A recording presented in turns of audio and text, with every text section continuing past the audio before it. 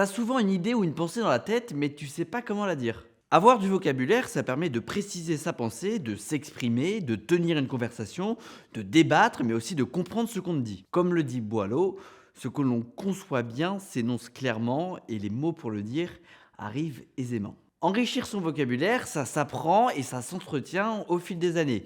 Je vais te donner quelques astuces. Bien les tutos.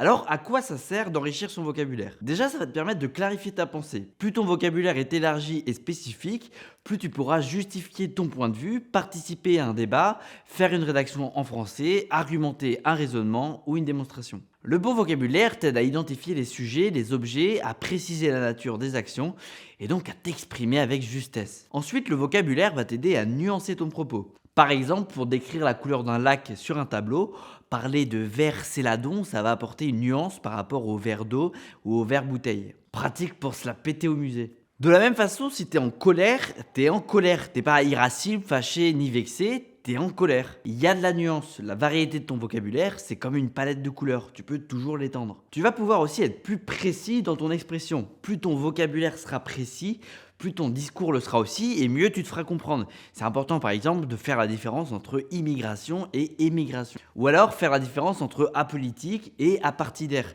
D'un côté on parle de quelqu'un qui ne fait pas de politique et de l'autre de quelqu'un qui n'est affilié à aucun parti politique. Nuance mon cher Watson. Un vocabulaire étoffé, ça va te permettre de contextualiser les situations dans un espace et un temps donné. Si tu parles de traite négrière, c'est pas une insulte qui s'adresse aux personnes noires, ça désigne le commerce dont ont été victimes les esclaves noirs d'Afrique pendant des siècles. Avec du vocabulaire, tu vas pouvoir approfondir la qualité des mots. Pour toi, la compréhension des mots et des phrases ne va pas s'arrêter à leur caractère explicite, c'est-à-dire à ce qui est clairement exprimé. Tu vas pouvoir comprendre l'implicite des mots, des expressions ou des figures de style, et donc ce qui est contenu dans l'idée sans que ça soit formellement exprimé. Tu vas aussi pouvoir développer ton esprit critique. Sans un minimum de vocabulaire, le risque c'est de penser de manière confuse et de se faire manipuler. Certaines personnes savent très bien utiliser du vocabulaire ambigu pour refuser d'être précis. Maintenant qu'on a vu pourquoi enrichir son vocabulaire, on va voir comment le faire. Élargir son vocabulaire, ça passe par un travail concret et précis. Déjà, tu peux apprendre du vocabulaire en créant des familles de mots. Par exemple, art, artiste, artistique, artisan, artisanat, etc. En réfléchissant aux similitudes et aux différences.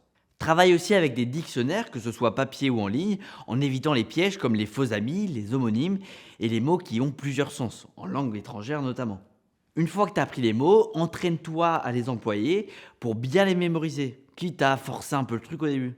Si le fait de te mettre au travail spécifiquement pour apprendre du vocabulaire, ça t'enchante pas, tu peux faire ça plus naturellement à travers les lectures. Des lectures régulières et variées, ça peut t'aider à développer ton vocabulaire. Tu peux lire notamment de la poésie, des romans ou même des magazines où le vocabulaire est riche et varié. Sinon, tu peux aussi écouter des grands discours ou des podcasts. Ça, c'est un bon moyen d'apprendre des mots. Il faut aussi cultiver le sens des mots. Enrichir son vocabulaire, c'est pas uniquement augmenter le nombre de mots que tu connais, mais aussi mieux maîtriser le sens de ceux que tu connais déjà et que tu emploies au quotidien. Pour ça, entraîne-toi à vérifier l'étymologie, les usages différents au travers de petites enquêtes. Laisse-toi surprendre. Savais-tu par exemple que le mot hasard est entré en français par l'espagnol hasard, lui-même venant de l'arabe andalou azar, qui veut dire des je dés, qui lui-même vient de l'arabe zar, qui veut dire fleur, parce que la face gagnante du dé portait une fleur. Aujourd'hui, le mot dans l'arabe du Maghreb signifie chance. Les mots ont une origine, une histoire,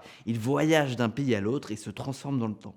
Pour conclure, enrichir son vocabulaire, ça sert à développer son paysage mental, c'est-à-dire l'univers qui est dans ton esprit. Ça sera très utile pour s'exprimer, comprendre et donc pour mieux débattre et argumenter. Sois curieux des mots et ne laisse pas le hasard faire les choses à ta place.